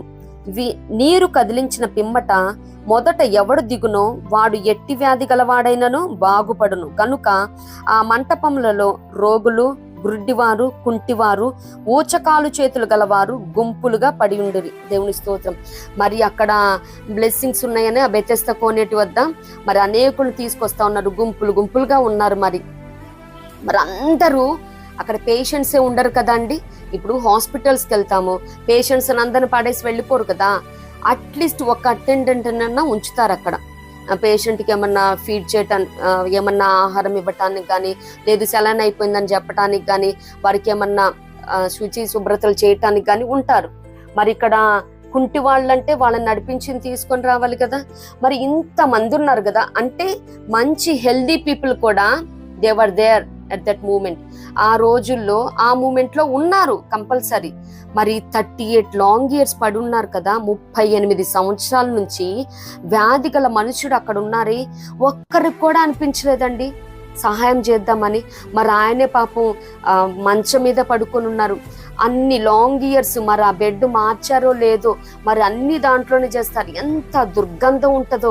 మరి ఆయనే ట్రై చేసి కొంచెం కొంచెం ఈడ్చుకుంటా దూకి కూడా ఉండవచ్చు. కానీ అతనికంటే ముందు మరొకరు కూడా దూకి ఉండొచ్చు. మరి వాళ్ళ రిలేటివ్స్ ఎవరైనా అప్పుడప్పుడు వచ్చి చూసి వెళ్తా ఉంటారో, రోజు పెట్టి వెళ్తారో తెలియదు. కానీ అట్లీస్ట్ రిలేటివ్స్ అయినా మరి మా రక్త సంబంధిని ఈ రోజన్నా, మా ఫాదర్ని, మా బ్రదర్ని ఈ రోజన్నా మరి నీటిలో ఫస్ట్ వెయ్యాలి అని ఎవ్వరికి అసలు ఇంట్రెస్ట్ కాదు కదా. అయిన వారికే లేదు. అక్కడ అనేక మంది వస్తూ ఉన్నారు కదా. 38 సంవత్సరాలలో ఒక్కసారైనా మొట్టమొదట వేసిన వాళ్ళు లేరనే కదా అక్కడ. మరి ఆయన ట్రై చేసి పడినప్పుడు మరి ఆ తల తుడిచే వాళ్ళు ఉండరు. మరి నీళ్లలో అంటే మరి జలుబు చేస్తుంది ఆబ్వియస్లీ. ఎన్నిసార్లు పడి ఉంటాడో, ఎన్నిసార్లు మళ్ళా దోక్కుంటా పైకి వచ్చి ఉంటారో కదా. ఇవన్నీ మనం ఇన్డెప్త్ గా వెళ్తూ ఉంటే నీళ్లలో అంటే ఆబ్వియస్లీ మరి అది ఏ సీజను, అతను పడ్డ సీజను, ఏ సీజన్ అయినా నీళ్లలో నుంచి తొడకపోతే మరి అతను మంచం మీదే పడున్నాడంటే అంత సిక్నెస్ మీద ఉన్న మనిషి, సిక్ బెడ్ మీద ఉన్న మనిషి, అంత రోగి, దీర్ఘకాలికంగా లాంగ్ టర్మ్ డిసీజెస్ తో బాధపడుతున్న వ్యక్తి మరి ఎంత ఫిల్దీ స్మెల్ వస్తూ ఉంటుందో, అక్కడ బ్యాడ్ ఓడోర్ అక్కడ వస్తూ ఉంటుంది. ఆయన 1-2 మొత్తం దాంట్లోనే చేస్తూ ఉంటారు. ఆ బెడ్డింగ్ మార్చినట్టు ఉండరు. కార్పొరేట్ హాస్పిటల్స్లో అయితే ఇవన్నీ పాసిబిలిటీ ఉంటుంది. ఏ రోజుకి ఆ రోజు, ఏ పూటకు ఆ పూట మార్చడం కానీ, మరి స్టెరిలైజ్ చేయటం కానీ, ఆ రూమ్స్ బెడ్డింగ్స్ మొత్తం ఉంటుంది. బట్ అక్కడ అవేమి శానిటైజేషన్ చేసే వాళ్ళు ఎవరు ఉంటారు? అదంతా రోగులతో నిండిపోయి ఉన్నది. మరి అటువంటి పరిస్థితుల్లో 38 సంవత్సరాలలో ఒక్క మనిషికి కూడా ఈయన్ని కొంచెం ఆ నీళ్లలో వీళ్ళిచ్చేదేం కాదు స్వస్థత, సహాయం, ఆ దయ కలిగి ఒక్కళ్ళు కూడా రెస్పాండ్ అవ్వలేదని 38 సంవత్సరాల నుంచి అక్కడ పడి ఉన్నాడు. మరి యేసయ్య తనంతట తాను అక్కడికి వెళ్ళాడంటే నిజంగా చూడండి ఎంత దీన పరిస్థితిలో ఆ మనిషి ఉన్నాడు. అంటే ఒక్కళ్ళకు కూడా దయ కలగలేదు ఆ మనిషిని చూస్తే. అంటే అంత క్రూయల్ మెంటాలిటీ ఆ రోజుల్లో కూడా ఉన్నారని. But being Christian we must not do like that. మనం అసలు అలా ఉండొద్దు. ప్రతి ఒక్కరం కూడా దయ కలిగి ఉండాలి. మన చేతనైనంత సహాయం ప్రతి ఒక్కరం చేయబద్దులే మనం. దేవునికి స్తోత్రం. మరి అక్కడ యేసయ్య వెళ్ళి అడుగుతూ ఉంటారు కదా, not even one helped him in 38 long years. నిజంగా చూసినట్లయితే అక్కడ యేసయ్య వెళ్ళి యేసు వాడు పడి ఉండుట చూచి, అంటే అప్పటి నుంచే పడి ఉన్నాడని చూచి, వాడప్పటికి బహుకాలము నుండి ఆ స్థితిలో ఉన్నాడని ఎరిగి, అంటే అక్కడ సరౌండింగ్స్ చూడగానే ఎవరికైనా అర్థమైపోద్ది ఇంకా యేసయ్య కాబట్టి ఆయన మనస్సునే ఎరిగిన దేవుడు. బయట పరిస్థితి చూస్తే ఎవరికైనా అర్థమవుతుంది. అందుకే యేసయ్య చూసి స్వస్థపరగోడుచున్నావా అని వానిని అడుగగా, ఆ రోగి, అయ్యా నీళ్లు కదిలింపబడినప్పుడు నన్ను కోనేటిలోనికి దించుటకు నాకు ఎవడనూ లేడు గనుక నేను వచ్చినంతలో మరి ఒకడు నాకంటే ముందుగా దిగునని ఆయనకు ఉత్తరం ఇచ్చాను. అని కోనేటిలో దించడానికి ఎవరూ లేరంట. మరి సరే తన రక్త సంబంధులు లేరు, వాళ్ళని తీసుకురావటానికి అనేక మంది వస్తూ ఉంటారు కదా. కుంటి వాళ్ళు, ఊచ చేతి గల వాళ్ళు, గుడ్డివారు, అక్కడ పేషెంట్స్ అందరూ మరి గుంపులుగా ఉన్నారు. వాళ్ళలో ఒక్కళ్ళకు కూడా మరి ఆయన్ని కోనేటిలో దించుతాము ఫస్ట్ టైము. ఎందుకంటే ఎప్పుడు పడితే అప్పుడు కాదు కదా, ఆయా సమయాలలో దూత వస్తుంది. వచ్చినప్పుడు మరి అలర్ట్ గా ఉండి మరి ఈయన్నే దించుతామని, అయ్యా కొంచెం 30 ఇన్ని సంవత్సరాల నుంచి పడున్నాడయ్యా, కొంచెం మీరందరూ ఆగండి అయ్యా, ఈ రీతిగా కన్వీనియంట్ గా మాట్లాడటానికి కన్విన్స్ చేసేవాళ్ళు లేరు, అలాగే దయ చూపే వాళ్ళు అసలే లేరు ఆ సమయంలో కూడా. ఈ రీతిగా ఏ ఒక్క క్రిస్టియన్ నేటి దినాలలో ఉండకూడదు. మన ముందు ఇప్పుడు ఎవరైనా హాస్పిటల్లో ఉన్నప్పుడు కూడా మా వాళ్ళని చూసుకోవాలి అలా అని కాదు, కానీ మరి ఏదన్నా కంటికి నీ అవసరం కనిపిస్తా ఉంటే మరి వెనుక తీయక చేసినప్పుడు, మరి దయ కలిగి ఉన్నప్పుడు అనేకమైన దీవెనలు, మోర్ దెన్ 10, 12 చూసుకున్నాం మనం. ఈ దీవెనలన్నీ మన మీదకి, మన బిడ్డల మీదకి వచ్చి ప్రాప్తించాలంటే దయ కలిగి ఉండాలి. దేవునికి స్తోత్రం. మరి ఎవ్వరూ లేరు అని అనుకున్న వారికి మన కంటికి, మన నోటీసులోకి వచ్చినప్పుడు మనం దయ చూపించాలి. మన హస్తాన్ని మనం బలపరుచుకోవాలి, మన హస్తాన్ని చాపాలి నిత్యముగా. దేవునికి స్తోత్రం. అంతెందుకంటే లూకా సువార్త 18లో మనం చూస్తే మరి మాటికెళ్ళి గోజాడుతా ఉంటే అన్యాయస్తుడైన న్యాయాధిపతి ఈమె వచ్చి మాటికి నన్ను గోజాడకుండునట్లు ఈమెకి న్యాయము తీర్చును అనుకున్నారు. మరి ఆమె బతిమలాడుతా ఉంది. మరి ఈయన కూడా అడుగుంటాడు కదండి, 38 సంవత్సరాల్లో ఆయనకి కాళ్ళు చేతులే, బెడ్ రిడేనే కానీ నోరు బాగానే ఉంది కదా, పాపం రోజుకి ఎంత మందిని బతిమలాడుకొని ఉంటాడు కదండి. ఒక్కళ్ళు కూడా ఆ 38 సంవత్సరాల్లో మరి రారాజు మరి యేసయ్య వచ్చిన దాకా కూడా ఒక్కళ్ళు కూడా ఆయన మీద దయ చూపలేదండి. ఎంతమందిని అడిగి నోరు కూడా నొప్పి పెట్టి ఉంటుంది ఆయనకి. నిజంగా ఎంతమందిని బతిమాలాడుకొని ఉంటాడో, నన్ను దించడానికి ఎవ్వరు లేరయ్యా, కొంచెం సహాయం చేయండి అయ్యా, అయ్యా కొంచెం మీరన్నా ఆగండి అయ్యా, నేను దూకుతానయ్యా అని సాటి మరి పేషెంట్స్ ను కూడా బతిలాడుకొని ఉంటారు. నిజంగా ఒక్కొక్కటిగా మనం ఆలోచిస్తా ఉన్నప్పుడు దయ చూపించాల్సిన సమయంలో మనం కళ్ళు మూసుకొని మరి చెవులు మూసుకొని పక్కగా వెళ్ళిపోతా ఉన్నామేమో. దరిద్రుల మొర వినక చెవి మూసుకొని వాడు మరి లేఖనాల్లో ఉన్నది. ఆ రీతిగా చేస్తా ఉన్నామేమో. నిత్యముగా అవసరమైన వేళ మన కన్నులను తెరవాలి, చెవులను తెరవాలి, హస్తాలను తెరుచుకోవాలి. దేవునికి స్తోత్రం. మనం ఎప్పుడైతే మనం హస్తాలను తెరిచి ఇతరులకి సహాయం చేయటానికి పూనుకుంటామో మనకి మన అవసరత సమయంలో దేవుడు అద్భుత రీతిగా, ఆశ్చర్యకరమైన రీతిలో మనకి, మన బిడ్డలకి, వచ్చు తరాలకు ఆయన సహాయం, మేలు చేసే దేవుడే ఉన్నాడు, దయ చూపించే దేవుడే ఉన్నాడు. మరి ఆ రీతిగా మేలు చేసినప్పుడు కూడా చాలా మంది ఏదైనా హెల్ప్ చేసిన వెంటనే గాడ్ బ్లెస్ యూ అంటారు మన క్రిస్టియన్స్ అయితే. మిగతా వాళ్ళైతే వాళ్ళ టర్మినాలజీలో వాళ్ళు దీవిస్తూ ఉంటారు. నిజంగా వాళ్ళ బ్లెస్సింగ్స్, మరి వృద్ధులు ఉంటారు, వాళ్ళకి మనం హెల్ప్ చేసినప్పుడు చిన్న బిడ్డలు కూడా చేయి పట్టుకొని వృద్ధి వారికి కానీ వృద్ధులకు కానీ చేయి సహాయం ఇచ్చి రోడ్డు దాటించినప్పుడు కూడా వాళ్ళు గాడ్ బ్లెస్ యూ ఉంటారు. మంచి నీళ్ళు కూడా ఇవ్వరండి కొంతమంది, నిజంగా అంటరాని వాళ్ళు లాగా. మరి ఈ రీతిగా ఏ క్రిస్టియన్ కూడా ఉండకూడదు. ప్రతి క్రిస్టియన్ నిత్యముగా దయ కలిగి ఉండాలి. మనం దయ కలిగి ఉన్నప్పుడు దేవుడు మన మీద, మన బిడ్డల మీద, వచ్చు తరాల మీద దయ చూపిస్తానని లేఖనాలు సెలవిస్తున్నారు. దేవునికి స్తోత్రం. మరి నిత్యముగా ప్రతి ఒక్కరం కూడా దయ చూపటానికి మరి మన హస్తాలను, మరి మన చెవులను, మన కళ్ళను తెరుద్దాం. నాకు పట్టనట్టు, లేవీడు వెళ్ళిపోయినట్టు, యాజకుడు వెళ్ళిపోయినట్టు ఎవరు కూడా చెయ్యొద్దు. ప్రతి క్రిస్టియన్ బాధ్యత ఉన్నది దయ కలిగి ఉండటం అన్నది. ఇది ఒక లక్షణాన్ని, ఒక బాధ్యతగా స్వీకరిద్దాం. దయ కలిగినప్పుడు ఇది మనతోనే పోదు. మరి దయగల వారి ఎడల నీవు దయ చూపుదువు అంటే దేవుడు దయ చూపించే దేవుడే ఉన్నాడు. ఇది మన తరతరాలకు కూడా ఆశీర్వాదకరంగా ఉండేది, శ్రేష్టమైన స్థానంలో నిలిపేది, మరి గొప్ప ఫలాన్ని ఇచ్చేది, ఆశీర్వాదాన్ని ఇచ్చేది, క్షమించేది, స్వస్థతనిచ్చేది, రక్షణ ఇచ్చేది, మారు మనసునిచ్చేది, మరి గర్భఫలాన్ని ఇచ్చేది, స్థిరత్వాన్ని ఇచ్చేది, మన సంతతి పైన దీవెనల వర్షం కురిపించేది, హెచ్చింపు ఘనతనిచ్చేదై ఉన్నది. దేవునికి స్తోత్రం. మరి ఇటువంటి ఇన్ని ప్రాముఖ్యమైన దీవెనలు ఇచ్చే ఈ దయ అనే సులక్షణాన్ని ప్రతి ఒక్కరూ కలిగి ఉండటానికి ప్రయాసపడదాం. అంత మాత్రమే కాదు కానీ మరి ఆత్మ ఫలంలో కూడా దయాళుత్వము అనే మరి మంచి ఫలాన్ని మనం చూడగలుగుతామన్నమాట. అంత మాత్రమే కాదు, కొన్ని లేఖనాల్ని మనం ధ్యానిద్దాము. దయ మీద ఉన్నాయి.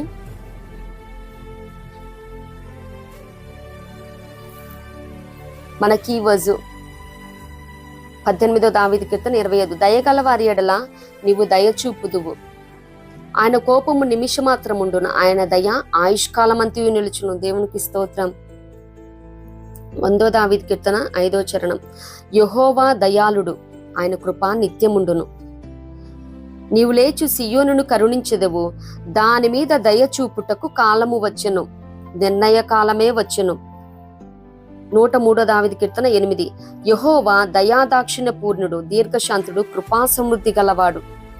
104 దావీదు కీర్తన 27వ చరణం. తగిన కాలమున నీవు వాటికి ఆహారం ఇచ్చెదవు, ఇవన్నీ నీ దయ కొరకు కనిపెట్టుచున్నవి. దేవునికి స్తోత్రం. మనం దయ చూపినప్పుడు ఇతరులకి, మనకి, మన బిడ్డలకి ఆన్ టైం ప్రతిదీ ప్రొవైడ్ చేసే దేవుడై ఉన్నాడు. దేవునికి స్తోత్రం. 106 దావీదు కీర్తన 5. నీ స్వార్థమైన వారిలో కూడి కొనియాడునట్లు నీ ప్రజల యందు నీకున్న దయ చొప్పున నన్ను జ్ఞాపకమునకు తెచ్చుకొనుము. 143 దావీదు కీర్తన 10వ చరణం. దయగల నీ ఆత్మ సమభూమి గల ప్రదేశమందు నన్ను నడిపించును గాక. సామెతలు 3:3. దయను సత్యమును ఎన్నడూ నిన్ను విడిచిపోనీయకము. సామెతలు 3:34. ఆయన దీనుని ఎడల దయ చూపును. సామెతలు 12:10. నీతిమంతుడు తన పశువుల ప్రాణమును దయతో చూచును. సామెతలు 13:15. సుబుద్ధి దయను సంపాదించును. సామెతలు 14:9. యథార్థవంతులు ఒకరి ఎడల ఒకరు దయ చూపుదురు. సామెతలు 15:26. దయగల మాటలు ఆయన దృష్టికి పవిత్రములు. దేవునికి స్తోత్రం. మరి దయగల మాటలు దేవుని దృష్టికి పవిత్రములంట. సామెతలు 26. దయచూపు వానిని కలుసుకొనుట అనేకులకు తటస్థించును. సామెతలు 21:10. భక్తిహీనుని మనస్సు కీడు చేయగోరును, వాడు తన పొరుగువానికైనను దయతలచుడు. సామెతలు 22:1. గొప్ప ఐశ్వర్యము కంటే మంచి పేరును, వెండి బంగారము కంటే దయయు కోరదగినవి. సామెతలు 22:9. దయా దృష్టి గలవాడు తన ఆహారంలో కొంత దరిద్రునికి ఇచ్చువాడు, అట్టివాడు దీవెన నందును. మరి ఆనాడు ధనవంతుడు మరి బీద లాజరుకి కొంత కూడా ఇవ్వలేదు. ఆయన రొట్టె ముక్కలు బల్ల మీద నుంచి పడ్డవాడితో మరి ఆయన ఆహారం దొరికింది. మరి సామెతలు 29:26. అనేకులు ఏలువాని దయ కోరుచుందురు. యెషయా 26:10. దుష్టులకు దయ చూపునను వారు నీతిని నెరవేర్చరు. ఇర్మియా 26:19. యెహోవా దయను వేడుకొనెను గదా. లూకా 2:40. దేవుని దయ ఆయన మీద నుండెను. లూకా 2:52. దేవుని దయందును మనుషుల దయందును వర్ధిల్లుచుండెను. యేసయ్యే మరి దేవుని దయలో మనుషుల దయలో మానవ రీతిగా ఉన్నప్పుడు వర్ధిల్లినట్లు లేఖనాల్లో మనం చూస్తా ఉన్నాము. అతడు అంటే దావీదు దేవుని దయ పొంది అపోస్తుల కార్యములు 7:46 చూస్తాం. అపోస్తుల కార్యములు 7:10 దయను జ్ఞానమును అంటే యోసేపుకు అనుగ్రహించినట్లు మనం చూడగలుగుతా ఉంటాం. అలాగే ఫిలిప్పి 1:8, ఫిలిప్పి 2:1, కీర్తన 45:2 దయారసము, ఫిలిప్పి 2:13 దయా సంకల్పము, కీర్తన 45:9 నీ దయనొందిన స్త్రీలలో రాజుల కుమార్తెలున్నారు. మరి 2 పేతురు 1:7 భక్తి యందు సహోదర ప్రేమను, సహోదర ప్రేమందును దయను అలవర్చుకునుడి. అంత మాత్రమే కాదు కానీ మరి లూకా సువార్త 1:28 ఆ దూత లోపలికి వచ్చి ఆమెను చూచి, దయా ప్రాప్తురాలా నీకు శుభము, ప్రభువు నీకు తోడై ఉన్నాడని చెప్పెను. మరి అక్కడ మరియమ్మ గారు దయ కలిగినది కాబట్టి మరి దయను ప్రాప్తంగా పొందుకుంది ఇన్ రిటర్న్. అలాగే శుభాన్ని, క్షేమాన్ని చూడగలిగింది. దేవుని తోడుని పొందుకోవటం కూడా మనం చూస్తూ ఉన్నాము. మరి మరియమ్మ గారికి అనేకమైన మంచి లక్షణాలు ఉన్నాయి. వాటిల్లో దయ కలిగి ఉన్నదంట. దేవునికి స్తోత్రం. మరి ఆ సమయంలో అనేక మంది కన్యకులు ఉన్నారు. మరి యేసయ్య తన గర్భానే రావటానికి మరి దయను ప్రాప్తంగా పొందుకుందంట. మరి ఆ రీతిగా దయ కలిగి ఉన్నప్పుడు, వినయ మనస్సు కలిగి ఉన్నప్పుడు దయను ప్రాప్తంగా పొందుకుంటాము. దేవుడు శుభాన్ని, జయాన్ని, ఫలాన్ని, ఘనతను, హెచ్చింపునిచ్చే దేవుడే ఉన్నాడు. అతని తోడును కూడా, దేవుని తోడును కూడా మనకు అనుగ్రహించే దేవుడు అన్నాడు. మరి ఆ కన్యక ఏ రీతిగా ఒక తల్లిగా, మరి తర్వాత యోసేపు గారు వివాహం ఆడిన తర్వాత మరలా బిడ్డలు కలిగారు.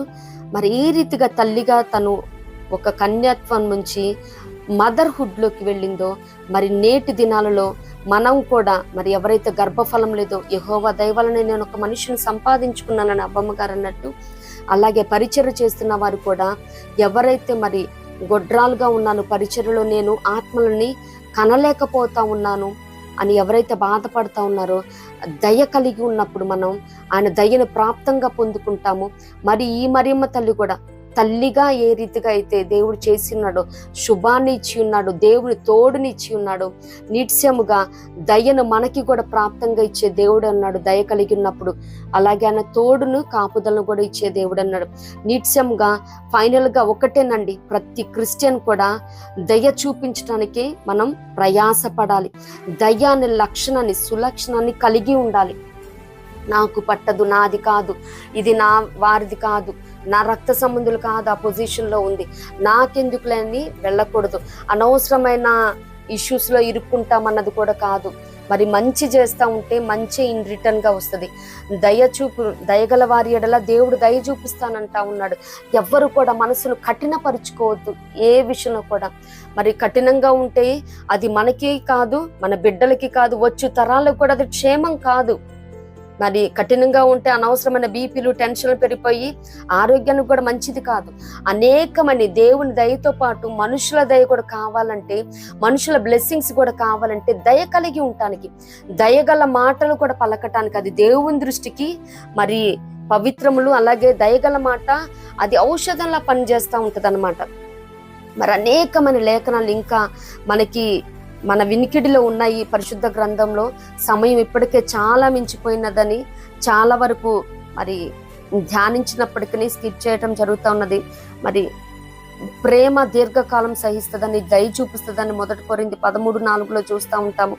మరి దయగలవాడు తనకే మేలు చేసుకుంటాడని, దయ కలిగి ఒకరినొకరు క్షమించుకోవాలని, నిత్యముగా ప్రతి ఒక్కరము కూడా దయ అనే సులక్షణాన్ని కలిగి ఉందాము.